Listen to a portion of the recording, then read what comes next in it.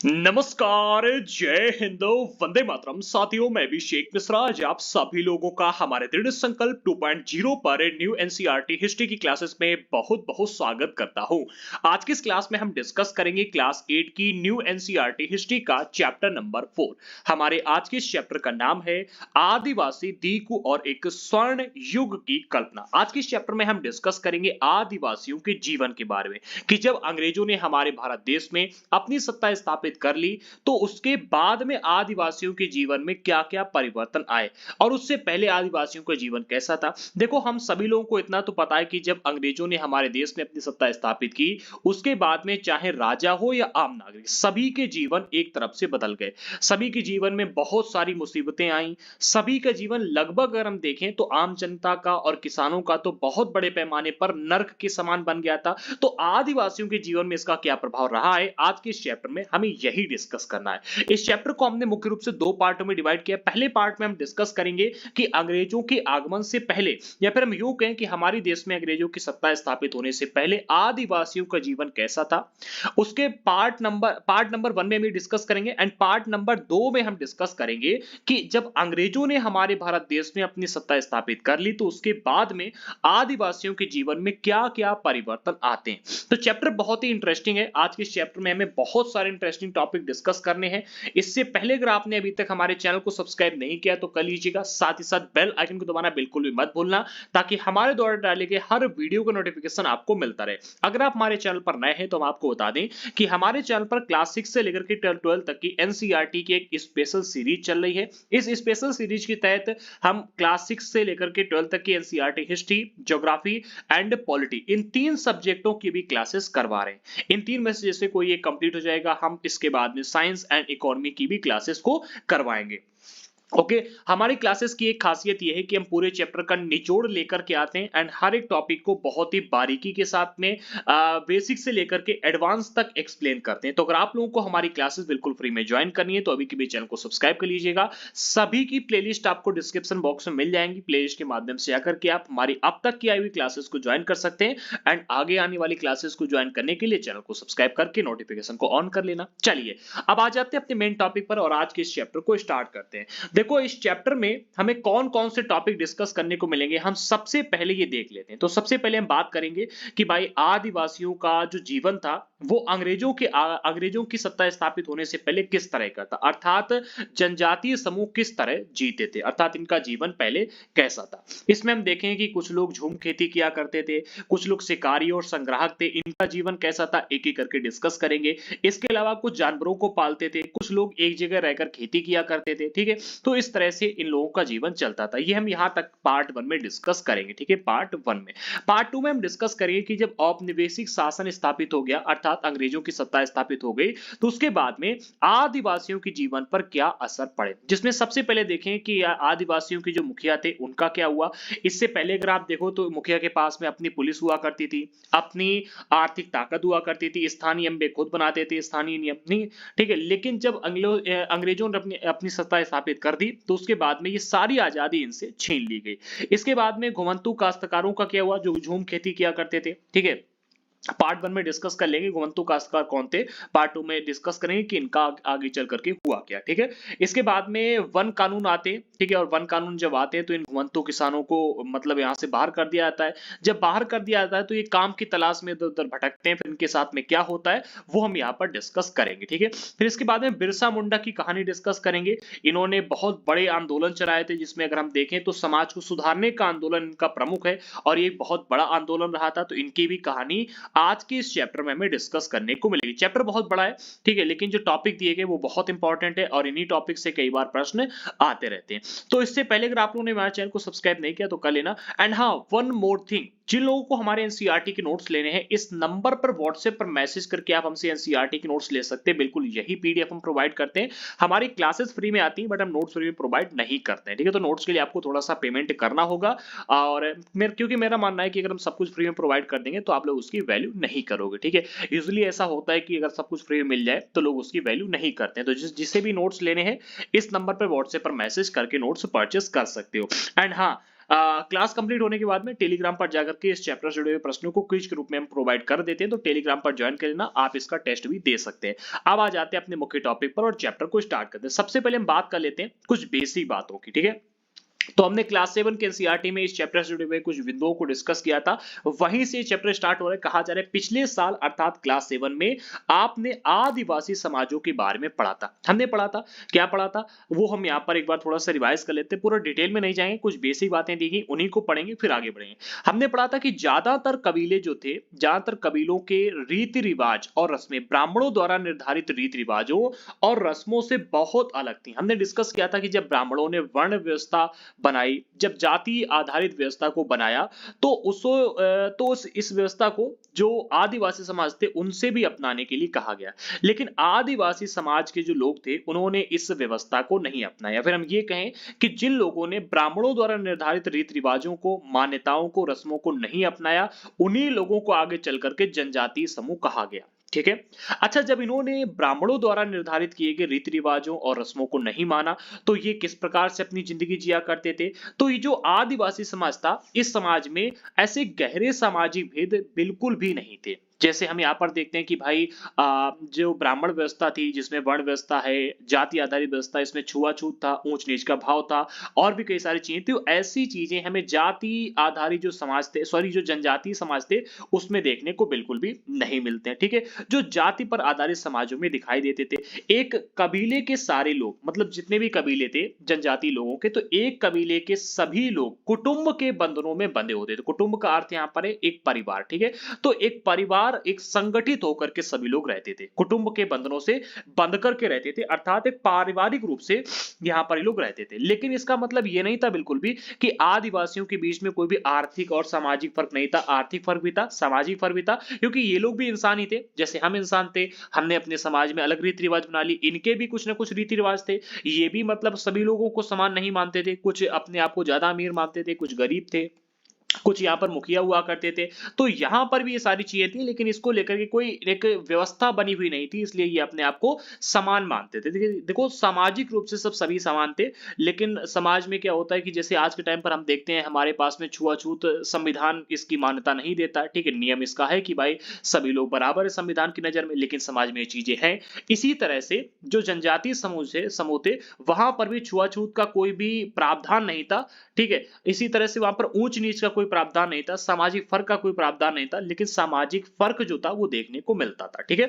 ये आगे बढ़ते, इसके बारे में डिटेल में हमने क्लास 7 में डिस्कस किया है। अगर आपने क्लास 7 की एनसीईआरटी नहीं पढ़ी तो डिस्क्रिप्शन बॉक्स में आपको प्लेलिस्ट मिल जाएगी, जाकर के पढ़ सकते हो। अब आ जाते हैं अपने मुख्य टॉपिक पर, जो कि हमारा चैप्टर यहाँ से स्टार्ट होता है। सबसे पहले कहा जा रहा है जनजातीय समूह किस तरह रहते थे, जो कि आज के हमारे पार्ट में हमें ये मुख्य टॉपिक है, इसी को डिस्कस करना है। कहा जा रहा है 19वीं सदी तक देश के विभिन्न भागों में आदिवासी तरह तरह की गतिविधियों में सक्रिय थे। जो आदिवासी थे कब तक? 19वीं सदी तक। 19वीं सदी अर्थात सन 1800 से लेकर के सन 1900 के बीच में। ठीक है।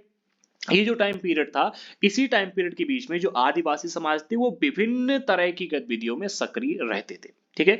जिनमें से कुछ जो थे वो झूम खेती करते थे। अच्छा, झूम खेती किसे कहते हैं ये हम एक बार क्लास 7 में डिस्कस कर चुके हैं, ज्योग्राफी में भी डिस्कस किया हमने, लेकिन फिर से एक बार यहाँ पर देख लेते हैं कि आखिरकार झूम खेती किसे कहा जाता है। तो पहले ही बिंदु में इसके बारे में बताया गया कि झूम खेती किसे कहते हैं, तो एक ही बार में पूरा पढ़ देंगे, फिर उसको हम एक्सप्लेन कर देंगे। ठीक है। क्योंकि हम इसको क्लास 7 में एक बार पढ़ चुके हैं, तो ज्यादा फोकस करने की आवश्यकता इस पर है नहीं। कहा जा रहा है कि कुछ समुदाय झूम खेती करते थे। झूम खेती घुमंतू खेती को भी कहा जाता है। इस तरह की खेती अधिकांशतः जंगलों में छोटे छोटे भूखंडों पर की जाती थी। ये लोग जमीन तक धूप लाने के लिए पेड़ों के ऊपरी हिस्से को काट देते थे और जमीन पर उगी घास फूस जलाकर साफ कर देते थे। इसके बाद वे घास फूस के जलने पर पैदा हुई राख को खाली जमीन पर छिड़क देते थे और इस राख में पोटास होती थी, जिससे मिट्टी उपजाऊ हो जाती थी। वे कुल्हाड़ों से पेड़ों को काटते थे और कुदाल से जमीन की ऊपरी सतह को खुरच देते थे। वे खेतों को जोतने और बीज रोपण की बजाय उन्हें बस खेतों में बिखेर देते थे। अब इतना पहले समझ लेते हैं, बहुत ही सिंपल तरीके से समझेंगे, बिल्कुल देसी भाषा में, ताकि आपको रट जाए। ठीक है।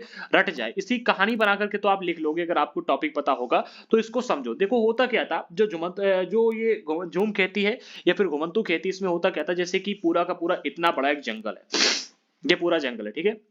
जंगल में से ये लोग जाएंगे, जाकर के छोटा सा भूखंड लेंगे, जैसे कि इतना बड़ा भूखंड ले लिया, ठीक है। इधर कुछ और लोग गए जिन्होंने इस इलाके में अपना छोटा सा भूखंड ले लिया, ठीक है। कुछ और लोग गए जिन्होंने यहाँ पर एक छोटा सा भूखंड ले लिया, ठीक है।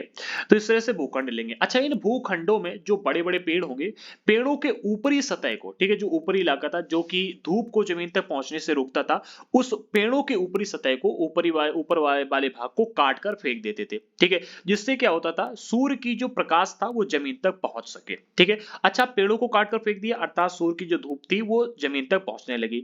अब जमीन में जितनी भी घास फूस होती थी, उस घास फूस को काट करके, छील करके जला देते थे, ठीक है। अब राख जो पैदा होती थी घास जलने से, उस राख को जमीन पर छिड़क देते थे, ठीक है।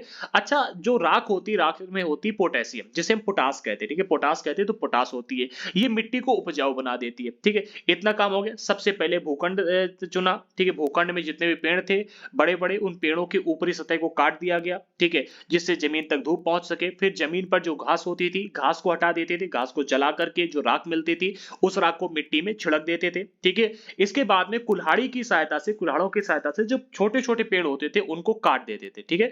और काटने के बाद में जो कुदाल था, कुदाल नाम का एक हथियार इनके पास होता होगा, ठीक है, तो कुदाल से जमीन की जो ऊपरी परत थी, ऊपरी परत को हटा देते थे, खुरच के हटा देते थे। जैसे आज हम खुरपी से क्या करते हैं, आप गांव में जाकर देखना, जो किसान होते हैं खुरपी से आज के टाइम पर जमीनों को खुरचते हैं, इसी तरह से कुदाल से ये जमीन को खुरचते थे। और जैसे आज के टाइम पर हम लोग क्या करते हैं, खेतों की जुताई करते हैं, और जुताई करने के बाद में वहां पर बीजों को बोते हैं। तो इस तरह से खेती नहीं करते थे, ये बस कुदाल से जमीन की ऊपरी सतह को खुरच देते थे, और खुरचने के बाद में बीज को बिखेर देते थे, ठीक है। तो इस तरह से खेती वहां पर करते थे।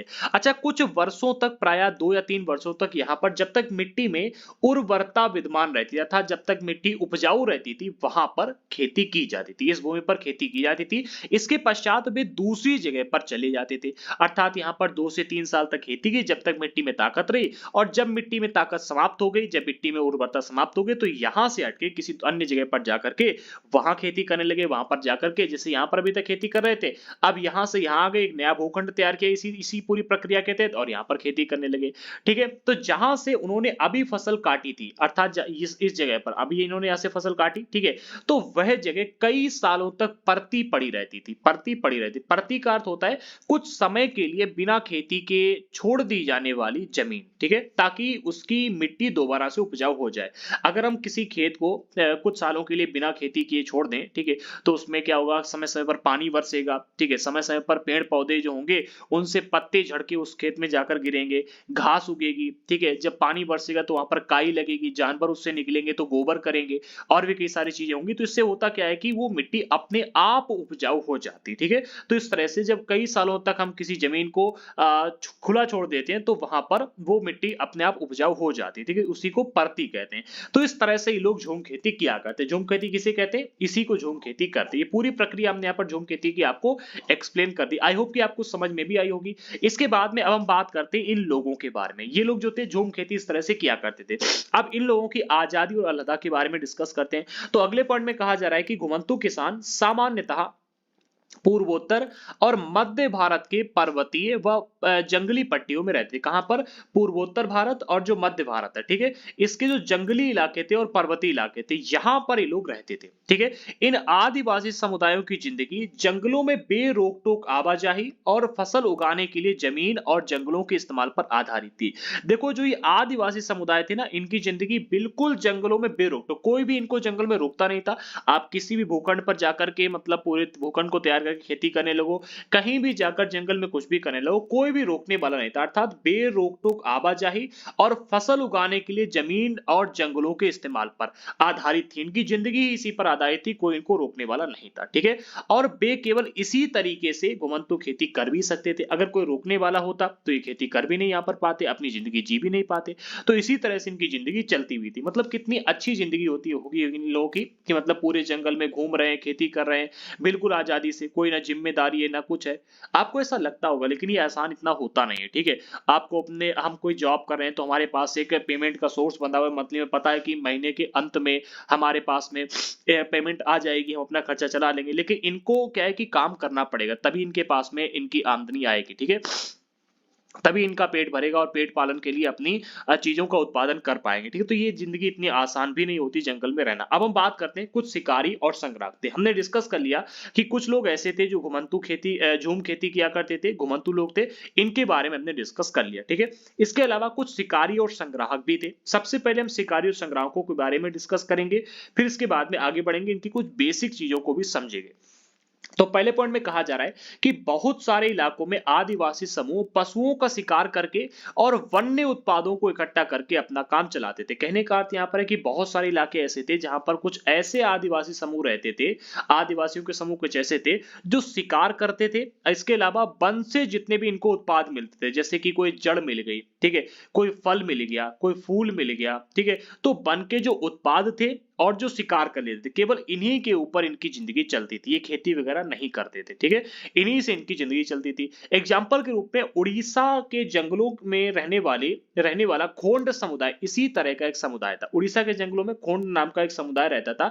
ये इसी प्रकार का एक समुदाय था। इस समुदाय के लोग क्या करते थे, पहले शिकार करते थे और इसके अलावा जंगल के जो उत्पाद मिलते थे उनका संग्रह कर लेते थे और इसी से अपने जीवन का यापन किया करते थे। इस समुदाय के लोग टोलियां बनाकर शिकार पर निकलते थे। टोलियां अर्थात इकट्ठे होकर के 15-20 लोग जाते थे और शिकार करके लाते थे, ठीक है, जो भी शिकार करके लाते थे उसको मिल बांट कर खाते थे, ठीक है, टोलियां बनकर के शिकार पर निकलते थे और वे जंगल से मिलने वाले फल और जड़ें खाते थे। जड़ें बहुत सारी होती है जो जंगल में होती है, उनको खा सकते हैं, ठीक है, तो जड़ें जो होती थी और जो फल जंगल से मिलते थे वो इनको खाते थे। खाना पकाने के लिए वे साल और महुआ के बीजों का इस्तेमाल करते थे। अच्छा, इन्होंने जैसे कि आज के टाइम पर हम राई के तेल का इस्तेमाल करते हैं, ठीक है, सरसों के तेल का इस्तेमाल करते हैं, उसी तरह से लोग साल और महुआ के बीज जो होते हैं, इन बीजों से तेल निकलवाते थे और उसी का इस्तेमाल करते थे अपने खाने को पकाने के लिए। इलाज के लिए वे बहुत सारी जंगली जड़ी बूटियों का इस्तेमाल करते थे, अर्थात इनको जड़ी बूटियों की भी अच्छी खासी नॉलेज थी जिससे ये अपना इलाज भी करवा लेते थे, ठीक है। आगे बढ़ते हैं। अगले पॉइंट में कहा जा रहा है और जंगलों से इकट्ठा हुई चीजों को स्थानीय बाजारों में बेच देते थे। जैसे कि जंगल में क्या है कि बहुत सारी चीजें इकट्ठा होती है। अब जंगल में कोई सीमा तो है नहीं, जंगल कितना बड़ा है, ठीक है, तो जंगल में जितना हो सकता था उतनी चीजों को इकट्ठा करते थे और जब इनके पास में चीजें मतलब इनकी आवश्यकता से ज्यादा हो जाती थी तो स्थानीय बाजार जो होते थे आसपास के, वहां पर जाकर के इन चीजों को बेच देते थे। जब स्थानीय बुनकरों और चमड़ा कारीगरों को चमड़े और कपड़े की रंगाई के लिए कुसुम और पलाश के फूलों की आवश्यकता होती थी, जरूरत होती थी, तो वे खोंड समुदाय के लोगों से ही कहते थे और खोंड समुदाय के लोग क्या करते थे, इन चीजों को, इन फूलों को लेकर के जाते थे और इन्हें बेच देते थे या फिर इनके साथ में वस्तु विनिमय कर लेते थे। अच्छा, वस्तु विनिमय किसे कहते हैं, आइए एक बार इसको डिस्कस कर लेते हैं। अगले पॉइंट में कहा जाएगा कि कई बार तो चीजों की अदला बदली से काम चल जाता था, अर्थात जो ये जनजाति लोग थे, ये कुसुम और पलाश के फूल लेकर के जाते थे इन कारीगरों के पास में और कारीगरों को कुसुम और पलाश के फूल दे देते थे और कारीगरों के पास अगर कुछ ऐसा हो जैसे कि कपड़े का कारीगर है, ठीक है, तो इससे अपने आवश्यकता के अनुसार कपड़े लेकर के आ जाते थे। तो इस तरह से कभी कभी लोग वस्तु विनिमय भी कर लेते कि भाई हम आपको एक वस्तु दे रहे, आप हमको उसके बदले कोई और वस्तु दे दो, हम आपको आपकी आवश्यकता की वस्तु दे रहे, आप में हमारी आवश्यकता की वस्तु दे दो। तो इस तरह से वस्तु विनिमय भी चलता रहता था। वे अपने कीमती वन उत्पादों के बदले जरूरत की चीजें ले जाते थे, जो कि हमें देखने को मिलता है, ऐसा प्राचीन काल से होता आ रहा है, ठीक है। कई बार उन्हें जरूरी चीजें खरीदने के लिए अपनी मुट्ठी भर आमदनी का सहारा लेना पड़ता था। जैसे हमने देखा कि जंगल से इकट्ठा हुई कई चीजों को स्थानीय बाजारों में बेचते भी थे तो इनकी आमदनी भी इससे होती थी, ठीक है। तो कई बार ये क्या करते थे कि अपनी जरूरत की चीजें खरीदने के लिए मुट्ठी भर आमदनी का सहारा लेते थे। कई लोग आसपास के गांव में नौकरी भी करते थे, जनजाति लोग, ठीक है। तो ऐसा भी हमें देखने को मिलता है कि कुछ ऐसे भी जनजाति लोग थे जो आस-पास के गांव में नौकरी पर चले जाते थे और नौकरी से जो आमदनी होती थी उससे अपना खर्चा चलाते थे, ठीक है। जब वन उत्पाद कम पड़ जाते थे तो आदिवासियों को मजदूरी के लिए ज्यादा भटकना पड़ता था। देखो, वन में फल आने का एक सीजन होता है, ठीक है, और उस सीजन के बाहर आपको, सीजन के बाद फल आपको नहीं मिलेंगे क्योंकि मतलब कई महीने ऐसे होते हैं जब हमें फल वगैरह देखने को नहीं मिलते। जैसे कि एक महीना आप देखोगे सावन का महीना होता है, ठीक है, तो सावन के महीने में हमें बहुत कम फल देखने को मिलते हैं जो पेड़ों में लगे हुए आपको देखने को मिल जाए, ठीक है। सावन के महीने में आप देखोगे आमतौर पर फल जो होते हैं महंगे हो जाते हैं। इसके पीछे का एक रीजन ये भी होता है कि सावन के महीने में फल बहुत कम आते हैं, ठीक है। तो इसी टाइम पर या फिर इसके अलावा और भी कई सारे समय होते हैं जब इनको जंगल से उत्पाद नहीं मिल पाता है, ठीक है, तब ये मजदूरी के लिए भटकते भी थे, ठीक है। लेकिन उनमें से बहुत सारे समुदाय ऐसे भी थे जैसे कि मध्य भारत में बैगा हो गए, ठीक है, जो औरों के लिए काम करने से कतराते थे। इनका मानना था कि भाई भाई हम जंगल की संतान हैं और हमें केवल जंगल की उपज पर ही जिंदा रहना है, ठीक है। मजदूरी करना बैगाओं के लिए अपमान की बात थी। तो देखो हर व्यक्ति के लिए मजदूरी करना सम्मान की बात नहीं होती है, ठीक है। जैसे कि कई बार आप देखोगे आज के टाइम पर भी हमें ऐसा देखने को मिलता है, लोग कहते हैं कि हम मजदूरी नहीं करेंगे भले हम भूखे मर जाएं, ठीक है। तो ऐसा हमें देखने को मिलता है। उस टाइम पर भी आदिवासी समाज कुछ ऐसे थे जो कि मजदूरी करने से बचा करते थे। उनका मानना था कि भाई हम जंगल की संतान हैं और जंगल की उपज पर ही जिंदा रह सकते हैं, ठीक है। और हमें अगर हम मजदूरी करने के लिए जाएंगे तो ये हमारी अपमान की बात होगी, तो ये मजदूरी वगैरह नहीं किया करते थे। कुछ ऐसे भी हमें आदिवासी समाज देखने को मिलते हैं, जिसका एग्जाम्पल है मध्य भारत के बैगा, ठीक है। इनका आप नाम याद कर लीजिएगा, प्रश्न इसके ऊपर आ सकता है कि भाई ऐसे कौन से आदिवासी समाज के लोग थे जो मजदूरी करना अपमान की बात मानते थे, ठीक है। जो स्वयं को जंगल की संतान कहते थे और मजदूरी करना अपमान की बात मानते थे। ऐसे प्रश्न आ सकता है, ठीक है।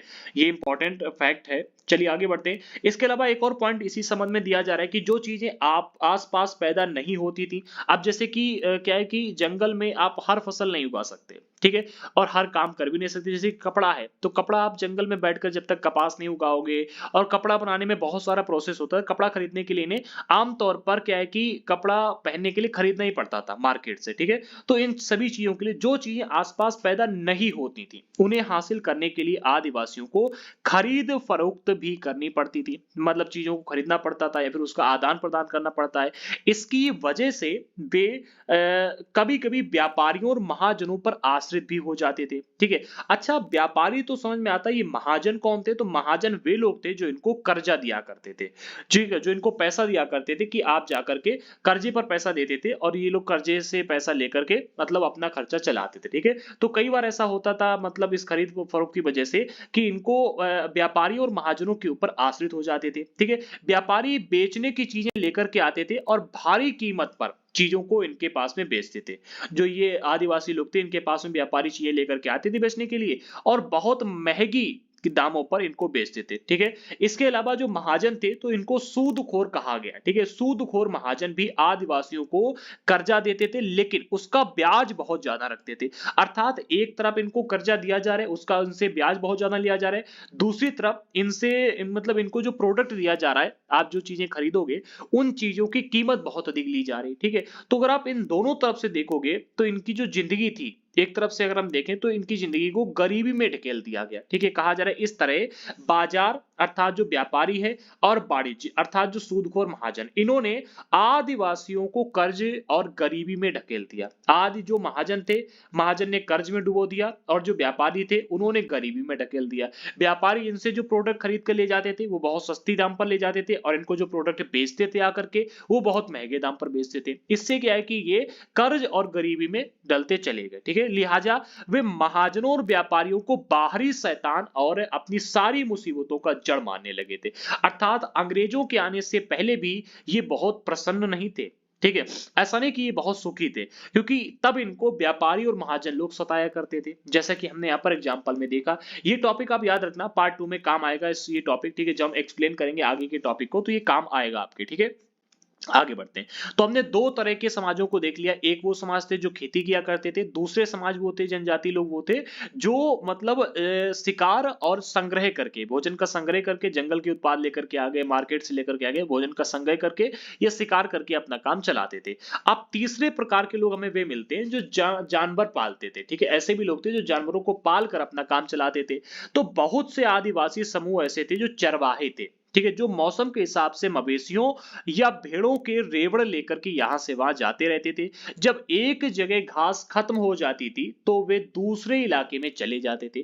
पंजाब के पहाड़ों में रहने वाले वन गुज्जर और आंध्र प्रदेश के लवाडिया आदि समुदाय गाय भैंस के झुंड पालते थे। तो हमें यहाँ पर कुछ देखने को मिलता है कि आदिवासी में समूह में कुछ चरवाहे भी थे जो मौसम के हिसाब से जानवरों को पालते थे, ठीक है।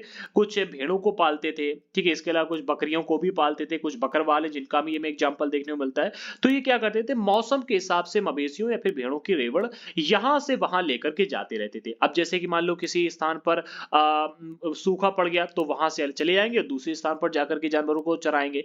ये क्या है कि किसी एक स्थान पर हमेशा नहीं रुकते थे, ठीक है। आज यहाँ पर जानवरों को चरा रहे, यहाँ से वहां चले गए, कल वहां चराने लगे, परसों वहां चराने लगे, फिर आगे चल करके यहाँ चराने लगे। इनके बारे में क्लास 7 में डिस्कस किया था कि ये कभी भी एक स्थान पर रुकते नहीं थे, लेकिन जहां से उन्होंने आरंभ किया था वहां पर किसी न किसी समय पर लौटकर वापस जरूर आते थे। ये स्थायी निवास इनका कहीं भी नहीं था, ठीक है। इसी में एग्जांपल मिलता है पंजाब के पहाड़ों में रहने वाले वन गुज्जरों का, ठीक है, और आंध्र प्रदेश के लवाड़िया लोगों का, ठीक है। ये कुछ ऐसे समुदाय थे जो कि गाय भैंस के झुंडों को पाला करते थे, ठीक है।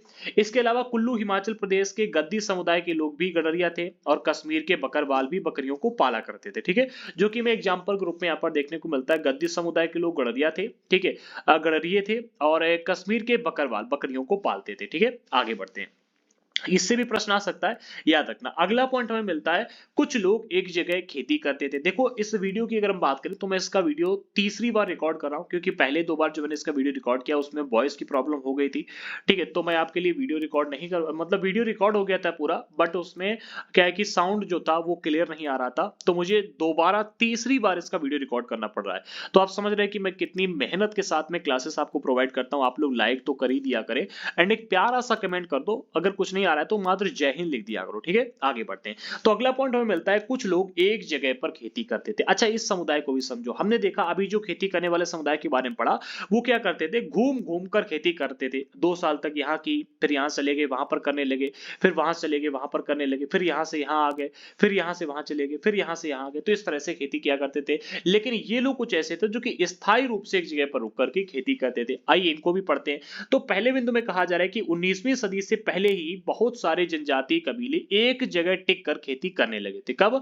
19वीं सदी से पहले बहुत सारे ऐसे जनजातीय कबीले थे जिन्होंने एक जगह पर बसना शुरू कर दिया और रुक करके खेती करने लगे। वे हलों का इस्तेमाल भी करने लगे थे। अच्छा, हमने घुमंतू किसान, झूम खेती करने वाले किसानों के बारे में जब पढ़ा है, मतलब जनजातीय लोगों के बारे में जब पढ़ा, तो हमने देखा कि वो लोग हलों का इस्तेमाल नहीं करते थे। वो क्या करते थे, कुदालों की सहायता से जमीन की ऊपरी परत को खुरेच देते थे और बीजों को ऐसे छिड़क देते थे, ठीक है, और खेती करते थे। लेकिन ये लोग क्या करने लगे, एक जगह पर टिक कर रहने लगे। पहली विशेषता। दूसरी विशेषता, हलों का इस्तेमाल करने लगे, ठीक है। हलों के माध्यम से खेती की जुताई करने लगे, और जैसे आमतौर पर हम आज के टाइम पर खेती करते हैं उसी तरह से ये भी करने लगे, ठीक है। और धीरे धीरे उन्हें जमीन पर अधिकार भी मिलते जा रहे थे, ठीक है। जमीन पर इनका मालिकाना अधिकार भी मिलता जा रहा था।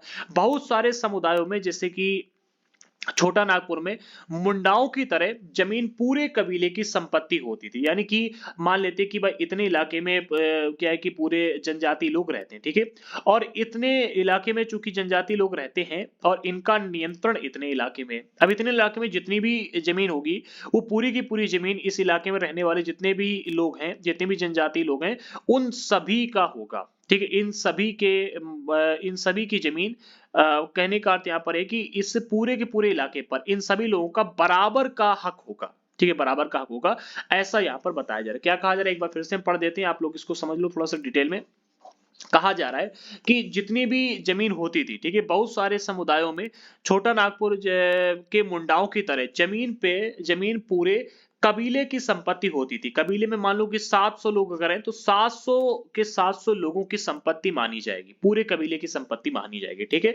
कुल के सभी सदस्यों को उन मूल निवासियों का वंशज माना जाता था जिन्होंने सबसे पहले आकर जमीन को साफ किया था। जैसे कि मान लेते, एग्जांपल लेते, आज के रियल लाइफ का एग्जांपल लेते ताकि आपको बहुत ही बेहतर तरीके से समझ में आए टॉपिक। जैसे कि आज के टाइम पर आप क्या करते हैं, आप जाते हैं किसी नए स्थान पर, आप देखते हैं कि वहां पर कोई भी नहीं रह रहा, ठीक है, इतना इलाका है, तो आपने इस इलाके को पूरा साफ कर लिया और यहाँ पर रहने लगे। आपके 5 पुत्र हुए, ठीक है, और आपने क्या किया कि आपने एक नियम बना दिया कि हमारे वंश में आगे चल करके, ठीक है, हमारे वंश में आगे चल करके हमारे कुल में, ठीक है, जितने भी आगे संतानें होंगी इस पूरी जमीन पर सभी का बराबर का हक रहेगा, ठीक है।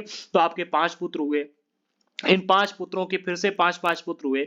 आगे 10 पीढ़ियों के बाद में क्या होता है कि आपके जो पूरे के पूरे मतलब कुल है, ठीक है, आपका जो वंश है उसमें 700 की आबादी हो चुकी है। 10 पीढ़ियों के बाद में कितनी आबादी हो चुकी है, 700 की आबादी हो चुकी है। तो इन 700 के 700 लोगों का बराबर का नियंत्रण पूरे इलाके पर रहेगा, ठीक है। तो कुल के सभी सदस्यों यानी कि इस पूरे के पूरे 700 लोगों का को उन मूल निवासियों का वंशज माना जाएगा, यानी कि आपका वंशज माना जाएगा, ठीक है, वंशज माना जाता था जिन्होंने सबसे पहले आकर जमीन को साफ किया था। अर्थात जैसे कि आपने जाकर सबसे पहले जमीन साफ किया तो आपका वंशज माना जाएगा इन 700 लोगों को, ठीक है, और लिहाजा जमीन पर सभी का बराबर का हक होगा, अर्थात इन 700 के 700 लोगों का इस पूरी जमीन के ऊपर बराबर का हक माना जाएगा, ठीक है। रियल लाइफ के साथ में एग्जांपल लिया ताकि आपको टॉपिक समझ में आ जाए, बाकी बुरा मत मानना, ठीक है। आज इतनी आबादी बढ़ा पाना बहुत मुश्किल होता है। फिलहाल चलिए आगे बढ़ते हैं, इस टॉपिक को समझते हैं, ठीक है। फिर भी अक्सर ऐसा होता था कि कुल के कुछ लोग औरों से ज्यादा ताकत जुटा लेते थे। आमतौर पर ऐसा होता ही है, ठीक है, आमतौर पर ऐसा होता है, हम सभी मानव हैं और पढ़ने की हमारे अंदर लालसा होती। कुछ लोग आलसी होते हैं, कुछ लोग ज्यादा जिज्ञासु होते हैं, वो क्या करते हैं, अपनी ज्यादा ताकत जुटा लेते हैं। तो ऐसा यहाँ पर भी देखने को मिलता है। कुछ मुखिया बन जाते थे, ठीक है, कुछ बाकी अपने अनुयायी कुछ बाकी उनके अनुयायी होते थे। जो ताकतवर होते थे वे खुद खेती करने की बजाय अक्सर अपनी जमीन बटाई पर दे देते कि भाई हम आपको बटाई पर दे रहे हैं और जितना भी आमदनी इससे होगी आधा आधा बांट लेना, ठीक है। तो लोग आकर के उनकी जमीन पर खेती भी करने लगते थे, इस तरह से होता था। अगले पॉइंट में कहा जा रहा है कि ब्रिटिश अफसर जो थे, देखो 19वीं सदी तक आते आते भारत में इनका बहुत बड़ा नियंत्रण स्थापित हो चुका था। तो ब्रिटिश अफसरों को गोंड और संथाल, ठीक है, गोंड और संथाल जैसे एक जगह ठहर कर रहने वाले आदिवासी समूह शिकारी संग्राहक और घुमंतू खेती करने वालों के मुकाबले ज्यादा सभ्य लगते थे। इसके पीछे का ना एक बहुत बड़ा व्यापारिक रीजन था। कैसा रीजन था, मतलब इंटरेस्ट का रीजन था, समझेंगे अभी हम, ठीक है। पार्ट 2 में डिटेल में समझेंगे, बट यहाँ पर इसका हम आपको रेफरेंस दे देंगे। क्या कहा जा रहा है, ब्रिटिश अफसरों का कहना यह था कि गोंड और संथाल जैसे जो समुदाय हैं, जो एक जगह पर रुक कर के एक जगह पर ठहर कर खेती करते हैं, ये आदिवासी समूह जो शिकारी संग्राहक समूह है और जो घुमंतू खेती करने वाले लोग हैं, इनके मुकाबले ज्यादा सभ्य। इसके पीछे का रीजन ये था कि जंगल में रहने वाले जंगल में रहने वालों को जंगली और बर्बर माना जाता था। अर्थात इन शिकारी संग्राहकों को और घुमंतू खेती करने वालों को, इन लोगों को जंगली और बर्बर माना जाता था। अंग्रेजों को लगता था कि उन्हें स्थायी रूप से एक जगह बसाना और सभ्य बनाना जरूरी है, ठीक है। अच्छा, इसके पीछे रीजन क्या था जानते हो, मैं आपको बताता हूं रीजन क्या था। देखो, अंग्रेज यहां पर आए थे व्यापारिक उद्देश्य से, ठीक है, और अंग्रेजों को हर जगह से चाहिए था टैक्स, इनको चाहिए था कर, ठीक है, लगान चाहिए था, लगान वसूलना था। अब जब भी ये इन शिकारी संग्राहकों के पास में, ठीक है, शिकारी संग्राह के पास में फिर घुमंतू खेती करने वालों के पास में कर लेने के लिए जाते थे, ठीक है, तो भाई इनको कर मिलता ही नहीं था। और आज मान लो कि घुमंतू किसान जो है यहाँ पर खेती कर रहे, अभी तय करके आते कि 1 साल बाद हम आपसे आकर के यहाँ पर कर लेंगे, ठीक है। और क्या होता है कि 1 साल बाद जब यहाँ पर कर लेने के लिए आते तो यहाँ से गायब होकर यहाँ रहने लगते जाकर के, ठीक है। फिर जब ये वहां जाते, ठीक है, तो इनके साथ में क्या है कि जंगलियों जैसा बर्ताव कर देते, बर्बरता के साथ बर्ताव करते, ठीक है। तो क्या है कि इनसे जो घुमंतू खेती करने वाले लोग थे और जो शिकारी संग्राहक थे, इनसे अंग्रेजों को कोई फायदा नहीं हो रहा था, ठीक है। इसलिए इन्होंने कहा कि भाई आप जंगली और बर्बर हो, ठीक है, और आपको सभ्य बनाना जरूरी। अगर आप एक जगह पर रुककर खेती करने लगोगे तो आपको नियंत्रित करना भी आसान होगा और आपसे में टैक्स भी मिलेगा। जैसा कि गोंड और संथाल लोग जो थे, इनको इन्होंने क्या किया था, एक जगह पर बसाया था, जमीन पर मालिकाना हक दिए थे, ठीक है, और क्या किया था, इनसे टैक्स वसूलते थे जिसे कर कहा जाता है, या फिर हम कह सकते हैं लगान की वसूली किया करते थे और इनको नियंत्रित करके रखते थे, पूरे कंट्रोल में रखते थे, ठीक है। लेकिन शिकारी संग्राहकों को नियंत्रित करना बहुत कठिन था, ठीक है। इसी तरह से घुमंतू खेती करने वालों को भी बहुत कठिन था, क्योंकि आजादी से पूरे जंगल में रहते थे, ठीक है, इनका कोई ठिकाना ही नहीं था, इसलिए इनको नियंत्रित करना अंग्रेजों के लिए बहुत कठिन था, ठीक है। तो इनको लगता था कि भाई इनको एक जगह पर बसाना बहुत जरूरी है और सभ्य बनाना जरूरी, ताकि इनको नियंत्रित किया जा सके, ठीक है। आगे के पार्ट नंबर 2 में, आगे चैप्टर में हम समझेंगे कि किस तरह से अंग्रेजों ने इन आदिवासियों की जिंदगी को प्रभावित किया। अभी तक तो हमने समझा कि भाई आदिवासियों की जिंदगी कैसी चल रही थी, ठीक है। अब हम डिस्कस करेंगे कि औपनिवेशिक शासन से आदिवासियों के जीवन पर क्या असर पड़े। सबसे पहले मुखियाओं का क्या हुआ, इनकी ताकत छीन ली गई थी इनसे, जैसे कि इनकी पुलिस पहले अपनी हुआ करती थी, स्थानीय नियम खुद बनाते थे, तो सभी अधिकार इनसे छीन लिए गए, ठीक है। जो घुमंतू काश्तकार थे, जो झूम खेती किया करते थे, इनका क्या हुआ, क्योंकि इन्होंने क्या किया था, वन कानून लेकर के आ गए थे और वन कानून के प्रभाव की वजह से इनको जंगल से बाहर कर दिया गया, जंगलों को आरक्षित कर दिया गया, ठीक है, लकड़ियां वगैरह काटने से इनको रोक दिया गया, इनको जंगलों से बाहर कर दिया गया। तो इनका हुआ क्या, फिर ये काम की तलाश में इधर-उधर भटकने लगे, ठीक है। फिर जब ये काम की तलाश में इधर-उधर गए तो इनके साथ में फिर क्या हुआ, बहुत ही बर्बरता के साथ में इनके साथ में स्थितियां रही है, ठीक है। इसके अलावा बिरसा मुंडा की कहानी भी हम अगले पार्ट में अर्थात पार्ट 2 में डिस्कस करेंगे। तो जिन लोगों ने अभी तक हमारे चैनल को सब्सक्राइब नहीं किया है कर लीजिएगा, साथ ही साथ बेल आइकन दबाना बिल्कुल भी मत भूलना, ताकि हमारे द्वारा डाले गए हर वीडियो का नोटिफिकेशन आपको मिलता रहे, ठीक है। और हाँ, टेलीग्राम पर ज्वाइन कर लीजिएगा। ये वीडियो आ चुका है, इसके लगभग 30 मिनट के बाद में अभी आपको टेलीग्राम पर इस चैप्टर से जुड़े हुए प्रश्न क्विज के रूप में देखने को मिलेंगे, तो जरूर ज्वाइन कर लेना एंड टेस्ट को जरूर देना, ठीक है। और जिसे भी एनसीईआरटी के नोट्स लेने हैं, इस नंबर पे व्हाट्सएप पर मैसेज करके आप हमसे एनसीईआरटी के नोट्स परचेस कर सकते हो, तो अभी के भी मैसेज करो और नोट्स परचेस कर लो, ठीक है। कमेंट जरूर कर देना कि आपको आज की हमारी क्लास कैसी लगी। हमारा जो अगला चैप्टर है वो है जब जनता बगावत करती है, 1857, और उसके बाद 1857 की क्रांति के ऊपर आधारित चैप्टर। बहुत इंटरेस्टिंग चैप्टर है और बहुत ही अच्छी तरह से इस चैप्टर को हम एक्सप्लेन भी करेंगे। तो मिलते हैं अगले वीडियो के साथ में, तब तक के लिए जय हिंद साथियों।